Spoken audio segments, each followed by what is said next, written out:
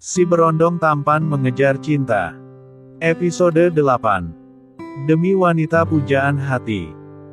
Rahel beranjak menuju dapur mengambilkan Evelyn air minum. Ia kembali membawa nampan berisi air putih dan memberikan pada Evelyn. Evelyn menghangat, ternyata bocah tengil di hadapannya ini begitu perhatian kepadanya, namun lagi-lagi ia segera menepis perasaannya. Bagaimana Nenek Peot, kau senang menderita seperti ini? Rahel bertanya kepada tawanannya yang saat ini sudah lemas kehabisan tenaga. Ia didudukkan di sebuah kursi dengan tangan dan kaki terikat kencang. Ia sudah lelah berteriak, karena ia disekap dari sore hingga sekarang sudah dini hari. Aku bisa saja menghabisimu kalau kau menginginkannya, lanjut Rahel. Dengar, jangan ganggu Evelyn lagi, kecuali kau menginginkan lebih dekat dengan ajalmu, Rahel menyeringai. Lepaskan saya bocah, aku akan bilang pada anakku, kau menculikku dan mengancamku seperti ini, teriak ibunya Fendi menggema di ruangan bawah tanah itu. Kau tahu Nek.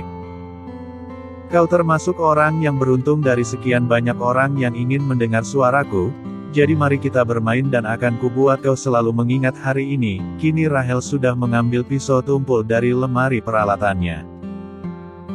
Lakini dengan senang hati melukis abstrak di wajah ibunya Fendi, sungguh ia tidak peduli akan adanya kata kualat. Terdengar suara jeritan wanita yang tadi mempermalukannya dan Evelyn meminta ampun, namun Rahel santai saja dan menulikan telinganya. Ia terus saja meneruskan aksinya. Kau suka Nek? Rahel bertanya namun dengan nada yang mengejek. Aku tidak akan mengganggu Evelyn lagi, lepaskan aku, ibunya Fendi memohon. Aku tidak bisa lagi mendengar maafmu, karena wanitaku sudah menderita saat ini akibat ulahmu. Kau tahu mulanya aku berterima kasih atas apa yang kau lakukan. Kau sungguh sangat membantuku nenek tua, kini Rahel berucap sambil tangannya yang sudah beralih menggambar di tangan ibunya Fendi. Sesyah. Nampak ibunya Fendi begitu kesakitan. Kau membantuku dengan mengenalkan wanita lain untuk anakmu yang sudah beristri, sehingga begitu Evelyn mengetahuinya, sanggup tidak sanggup ia harus melepaskan anakmu itu. Dan itu menjadikanku lebih banyak kesempatan untuk mendekati mantan menantumu. Rahel kini sudah mengambil segelas air putih dari salah satu pengawalnya. Kau haus Nek? Minumlah, aku sedang berbaik hati, asalkan kau berjanji tidak akan lagi mengganggu wanitaku kau bisa kulepaskan. Ibunya Fendi mengangguk setuju, ia sudah begitu lelah dan haus. Rahel lalu membantu meminumkan air putih itu ke mulut ibunya Fendi. Wah, kau membuatnya semudah ini. Hahaha, Rahel tertawa menyeramkan.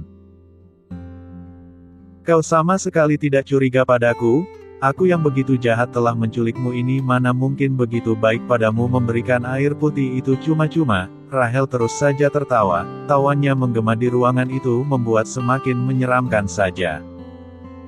Apa yang kau lakukan bocah? Kini ibunya Fendi mulai tidak tenang, kau memberiku racun. Buahaha, mungkin sejenisnya, Rahel tersenyum sangat puas, ia telah memenangkan permainannya. Kini Evelyn sedang gelisah di kamarnya, ia begitu sulit untuk tidur, ia selalu membayangkan betapa banyak orang yang mencacinya, orang yang mengumpatinya saat itu, ia bahkan tidak sanggup untuk sekedar membuka ponsel, ia kini sebenarnya mulai tertekan, sungguh ia tidak mau menjadi hina dengan apa yang tidak pernah ia lakukan. Waktu sudah menunjukkan pukul 3 dini hari namun ia sudah berkali-kali mencoba tidur tetap saja matanya tidak bisa terpejam, pikirannya masih saja terpaut pada kejadian sore di supermarket. Ia bahkan tidak berani untuk mengantar Ancila sekolah besok, karena ia takut videonya sore tadi sudah menyebar luas di jagat maya mengingat Rahel adalah publik figur, kedekatannya dengan Rahel pasti akan menjadi berita terhangat masa kini. Lama memejamkan matanya, tetes air mata pun terjatuh. Mengapa ibunya Fendi tega memfitnahnya padahal ibunya Fendi tahu yang terjadi sebenarnya? Kenyataannya bukan ia yang bermain api namun anaknya lah yang memulai segalanya.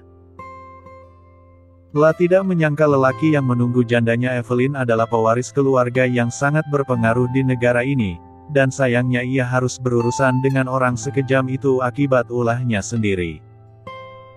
La bagai hidup tapi mati sekarang, apa yang dikatakan orang suruhan Rahel sesaat sebelum melepaskannya begitu terngiang di telinganya. Flashback. Buah hahaha, mungkin sejenisnya, Rahel tersenyum sangat senang, ia telah memenangkan permainannya.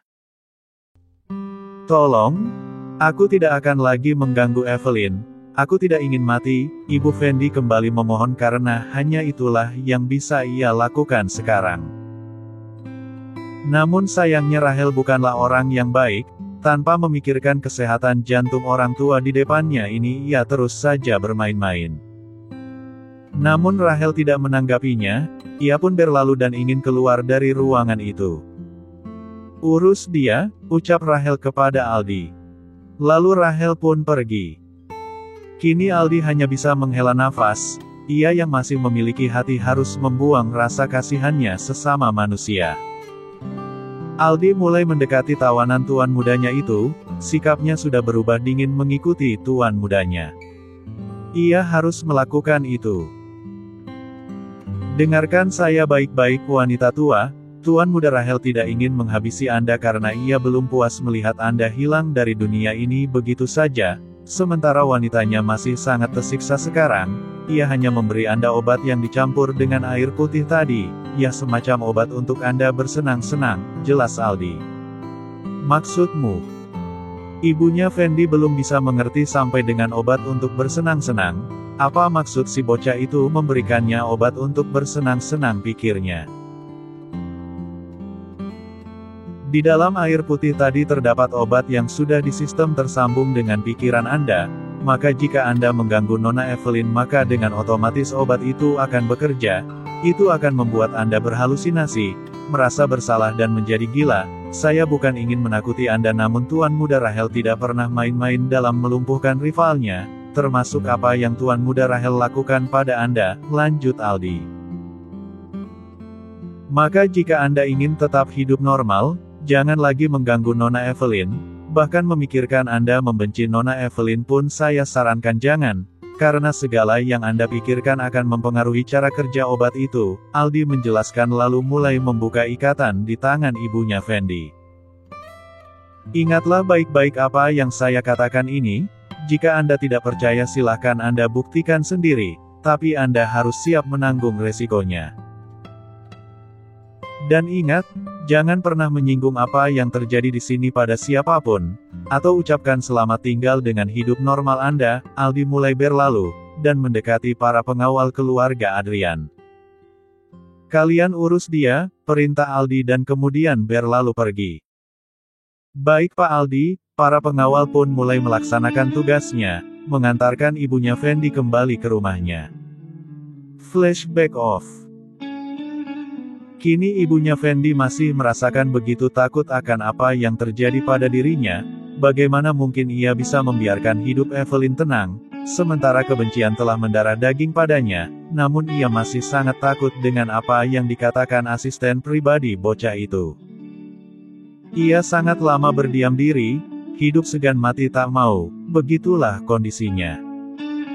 Namun hidup tetap berjalan, ia harus tetap menghadapinya. Sebuah panggilan telepon menyadarkan lamunannya, ternyata Riana menelpon, Fendi pun langsung mengangkat panggilan istri keduanya yang sebentar lagi akan menjadi istri satu-satunya itu. Halo Mas, kamu di mana?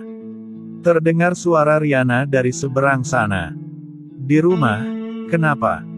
Fendi nampak tidak bersemangat menjawabnya. Aku sudah di depan rumah kamu Mas, tapi aku ketuk-ketuk dari tadi gak ada jawaban, aku capek nih nunggu. Kamu di depan rumah? Iya sebentar lagi aku turun. Iya cepetan ya. Fendi segera memperbaiki penampilannya yang acak-acakan, ia tidak ingin terlihat abis menangis karena Riana sangat tidak menyukai Evelyn, ia tidak ingin menambah masalah jika Riana melihatnya menangisi hubungannya dengan Evelyn. Ia lalu turun dari kamar dan membukakan pintu rumahnya. Nampak Riana yang cemberut karena kelamaan menunggu. "Kamu ngapain aja sih Mas di dalam sampai nggak denger aku gedor-gedor pintu rumah kamu?" omel Riana. "Aku tadi ketiduran, lagi gak enak badan, ini aja nggak kerja," alasan Fendi. Namun ia tak sepenuhnya berbohong. Ia memang izin tidak masuk kantor hari ini karena memang tidak enak badan akibat ulahnya yang menyiksa diri tidak makan beberapa hari. Ia begitu kehilangan sosok istrinya Evelyn. Riana pun langsung menempelkan punggung tangannya di dahi Fendi, memang agak panas menurutnya, dan Riana pun percaya karena Fendi juga nampak pucat. "Kamu udah makan Mas?" tanya Riana. "Belum, gak ada selera," jawab Fendi. "Ih kamu gimana sih, untung aku kesini. Ya udah aku order bubur dulu buat kamu." Riana pun lalu memesan bubur via online. "Mas duduk deh, aku punya sesuatu buat kamu." Riana menarik tangan Fendi menuju sofa, ia sangat begitu antusias saat ini. "Ada apa? Kamu juga kenapa nggak minta aku buat jemput aja sih? Kenapa pergi sendiri dari Bandung ke Jakarta?" tanya Fendi pada madunya itu. "Ih, dengerin dulu, aku itu ada alasan tahu, aku punya kejutan buat kamu." Riana pun kemudian memegang tangan suaminya dan membawanya menyentuh perutnya yang masih datar. "Aku hamil Mas." Riana sangat senang bisa menyampaikan kejutan untuk suaminya secara langsung. "Apa? Beneran?" Fendi tak percaya, sebegitu mudah kehidupan mempermainkannya, ada yang pergi ada pula yang akan datang. "Iya beneran, aku udah cek kemarin di rumah sakit, Mas sekarang kan kamu udah mau cerai nih sama si Evelyn, aku boleh ya tinggal di sini, aku mau dekat kamu terus, gak mau jauh-jauh," manja Riana. Iya udah boleh, aku seneng dengernya. Kamu jangan capek-capek ya, jaga kesehatan, jangan telat makan, buat anak kita." Fendi kembali bisa tersenyum mendengar kehamilan Riana. Kini suami yang telah berkhianat dan madunya itu berpelukan, selamat mereka kini tak perlu lagi bersembunyi dari istri sah yang saat ini sedang menanggung penderitaan. Evelyn saat ini sedang bertemu dengan Pak Hendra, karena Pak Hendra tadi menelpon ingin bertemu, katanya ada yang ingin disampaikan perihal perceraiannya dengan Mas Fendi. Ancila ia titipkan di butik Weni, ia sebenarnya sedikit banyak sudah mengetahui apa yang akan disampaikan Pak Hendra, makanya ia tidak mengajak Ancila ikut, ia takut menangis lagi di depan Ancila karena perasaannya yang begitu sensitif saat ini. "Evelyn, perceraianmu sudah sampai di tahap ini." Pak Hendra memberikan surat berisi sidang pertama perceraiannya dengan Fendi. "Bapak harap kamu baik-baik saja. Kamu harus tegar nak." Pak Hendra mengusap bahu Evelyn. Ia sudah menganggap Evelyn seperti anaknya. Keluarga Julian sudah banyak berjasa baginya. "Iya Pak, aku sudah bulat," Evelyn meyakinkan. "Evelyn, kemarin Bapak bertemu dengan papamu. Ia memintamu untuk pulang. Papa dan mamamu sangat merindukanmu Evelyn." Ucapan Pak Hendra mampu membuat mata Evelyn memanas. "Pulanglah nak," lanjut Pak Hendra lagi. "Katakan pada orang tuaku Pak, aku juga rindu, aku baik-baik saja di sini, dan untuk pulang akan aku usahakan nanti." Evelyn tertunduk mengatakan itu. "Bapak kan tahu hubunganku pernah tidak baik dengan orang tuaku, aku masih malu untuk menunjukkan mukaku di depan mereka Pak." Evelyn mulai terisak. "Aku usahakan pulang secepatnya, tapi tidak sekarang, katakan itu pada papa dan mama." Evelyn lalu beralih pergi, ia kini berlari menuju mobilnya, tangisnya pecah saat itu juga. Sungguh ia sudah sangat rindu, 6 tahun ia meninggalkan rumah orang tuanya demi lelaki yang kini mengkhianatinya. "Mama papa, Evelyn rindu." Batin Evelyn. Rahel baru saja pulang dari kantornya, ia berniat pulang ke rumah orang tuanya dulu baru nanti setelahnya ia akan menginap di apartemennya yang tetanggaan dengan Evelyn. Namun ia baru sampai di halaman rumahnya, Ia melihat banyak sekali tamu di rumahnya itu. Lalu ia pun masuk ke dalam, mamanya lalu mendekatinya dan membawanya ke rombongan tamu tersebut.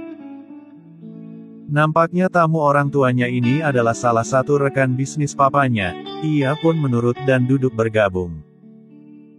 Baru pulang nak, pria yang seumuran papanya itu bertanya padanya. Iya, Rahel masih dengan sifatnya yang irit bicara. Ini Rahel anak saya, Papa Rahel memperkenalkannya pada rekan bisnisnya. Ah iya, ganteng ya anaknya, kini istri dari rekan bisnis papanya itu mulai memujinya. Baiklah Rahel, tadi Papa sudah membicarakan ini dengan Pak Jeffrey, kami berniat menjodohkan kamu dengan anaknya, tapi Papa belum bisa menerima perjodohan ini. Karena semua keputusan ada di tangan kamu, Papa Rahel mengutarakan niat rekan bisnisnya bertamu ke rumahnya malam ini. Rahel hanya diam dan memberikan tatapan dingin, kalau saja dia punya kekuatan super, sudah dipastikan orang di sekitarnya akan beku karena tatapannya. Ini Lisa anaknya. Kalau kamu mau Papa akan sangat senang mendengarnya, Papa Rahel sudah merasa tidak nyaman karena putranya itu paling tidak suka hidupnya diatur begini. Selama ini ia begitu membebaskan putranya, dan putranya tidak pernah melawannya. Namun saat ia menentang keinginan putranya seperti pada malam ia membicarakan perihal anaknya yang mendekati istri orang, anaknya menunjukkan sifat yang tidak suka diatur. Rahel adalah orang yang segalanya harus sesuai dengan kehendaknya. Apa sudah selesai? Jawaban yang tidak disangka keluar dari mulut Rahel.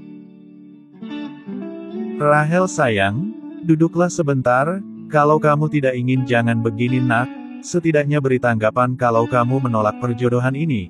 Mama dan Papa tidak pernah kan memaksa kamu, Mama Mila membisikkan pendapatnya pada putranya. La juga sebenarnya tidak suka anaknya dijodohkan seperti ini. Namun untuk menghormati niat baik rekan bisnis suaminya ia pun terpaksa menerima dengan senang hati niat baik tamunya itu. Tidak, aku sudah punya calon istriku sendiri, cukup jelas apa yang dikatakan Rahel. Ia lalu bangkit dan pergi meninggalkan semua orang yang cengok melihatnya. Ia tidak menyangka di zaman secanggih ini, masih saja menggunakan cara tradisional untuk mencari bibit pembuat keturunan, sialan. Batinnya. Keluarga dari Pak Jeffrey pun cukup menerima dengan hati lapang atas penolakan Rahel, namun ternyata tidak dengan putrinya Lisa. Ia sangat mengidolakan Rahel, ialah yang meminta orang tuanya untuk menjodohkannya dengan Rahel, namun ia kini sudah membuktikan rumor dari masyarakat bahwa Rahel tidak suka disentuh hidupnya. Hatinya memanas. Ia tidak rela selama ini ia yang selalu digilai banyak pria malah tidak dipandang sedikitpun oleh Rahel Ares Adrian. Jadan keluarganya memohon undur diri pada keluarga Adrian, mereka pulang tanpa membawa kabar bahagia. Di mobil Lisa hanya berdiam diri, terlihat wajahnya yang merah padam menahan amarah. Ia tidak terima penghinaan ini. Bahkan setelah sampai di kamarnya, Lisa yang marahnya memuncak terlihat mengamuk di kamarnya. Ia sudah tergila-gila dengan Rahel namun hanya penolakan yang ia dapatkan. Rahel secara telak menolaknya tanpa memikirkan terlebih dahulu. Siapa? Siapa perempuan yang dekat dengan Rahel? Apa wanita yang pernah viral dengannya waktu itu? Wanita yang katanya adalah istri orang? Tidak mungkin kan Rahel benar-benar berpacaran dengannya? Tidak, Lisa menggerutu. Ia nampak begitu kesal. Lisa, lepaskan Rahel, jangan bertindak bodoh seperti ini.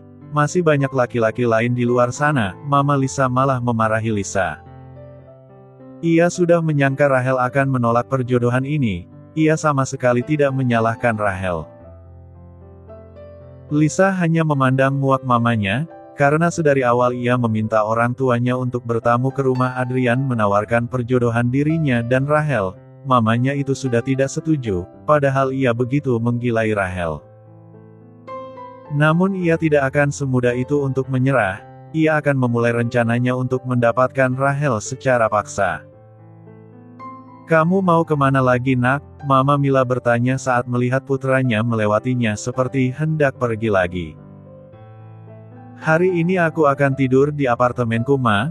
Aku sudah membeli unit apartemen di sebelah unitnya Evelyn, jawab Rachel. Ya ampun nak, sebegitunya? Mama Mila terperangah mendengar jawaban Rachel. Haruskah seperti itu baginya? Pa, anakmu itu benar-benar, Mama Mila kini mengadukan Rachel pada suaminya.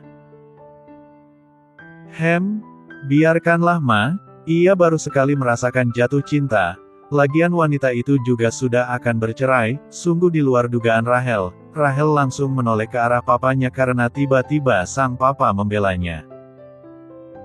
Pa, kok dibiarin sih? Mamanya tidak setuju. Baginya Evelyn masih banyak luka saat ini. Evelyn harus mengistirahatkan hatinya dahulu. Tenang saja Pama, aku hanya tidur di apartemenku, tidak akan mengganggunya, aku akan menemuinya besok pagi, ucap Rachel meyakinkan. Ya udah, jangan bertindak melebihi batas, walaupun ia sudah pernah menikah tapi tetap saja jaga batasanmu, Mama Mila memperingati anaknya itu. Iya Ma. Rachel pun mengecup pipi mamanya dan keluar dari rumahnya. Kini ia sudah berada di kamar apartemennya, namun seharian ini ia tidak melihat pujaan hatinya itu. Ia sangat mengantuk namun ia tidak bisa tidur. La pun berniat untuk menemui Evelyn di sebelah, meski hari sudah larut malam namun ia tidak bisa menahan rindunya itu sampai pagi. La menekan bel apartemen Evelyn, tidak ada sahutan. Ia lalu membuka pintu dengan caranya. Sungguh Rachel memang cocok jadi maling. Sepi, seperti itulah keadaan apartemen Evelyn. Dibukanya pintu kamar Evelyn yang ternyata tidak terkunci. Terlihat Evelyn sedang tidur pulas mengenakan daster rumahan yang sedikit tersingkap di bagian dadanya. Rachel pun harus meneguk salivanya melihat pemandangan yang merayu imannya. La berjalan mendekati Evelyn, menunduk dan melihat setiap inci wajah wanita yang sudah ia klaim menjadi kekasihnya itu. Diusapnya pipi Evelyn, ia begitu mengagumi wanita di depannya itu bagaimana mungkin rasanya ia dan Evelyn terpaut 11 tahun. Wajah Evelyn yang begitu cantik ternyata tidak termakan usia, ya wanita di depannya ini lebih cocok untuk jadi tantenya, namun ia malah jatuh cinta saat pandangan pertama. La lalu naik ke ranjang dan mulai membaringkan dirinya di sebelah Evelyn. Ia memeluk tubuh Evelyn dari belakang, dibenamkan wajahnya di ceruk leher Evelyn, senyumnya mengembang saat menghirup aroma tubuh Evelyn yang begitu wangi. Evelyn pun menggeliat merasa terganggu tidurnya. Pikirannya mulai menerawang, ia sudah tidak sabar menjadikan Evelyn miliknya, ia ingin seperti ini saja rasanya. Tanpa ia sadari, kantuk mulai menyerangnya, ia pun tertidur di kamar Evelyn, dengan posisi memeluk Evelyn dari belakang. Dua insan yang berbeda perasaan itu tidak menyadari apa yang telah terjadi. Sekali lagi Rachel melupakan batasannya. Evelyn terbangun karena ia sudah terbiasa bangun subuh hari, saat dulu ia masih menjadi istrinya Mas Fendi. Ia selalu bangun saat sudah subuh, lalu ia akan sholat subuh sebentar kemudian menyiapkan sarapan. Kebiasaan itu masih melekat di dirinya hingga kini. La merasakan berat di tubuhnya, samar-samar ia melihat sebuah tangan kekar yang melingkar di badannya. Ia langsung membuka matanya lebar-lebar, menyingkirkan tangan kekar itu dan berbalik melihat empuhnya. Alangkah terkejutnya ia, Rachel lagi batinnya.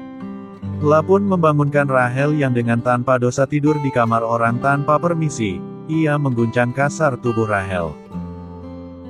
Rachel pun terbangun dan alangkah terkejutnya ia begitu bangun telah disuguhkan wajah Evelyn yang amat menakutkan baginya.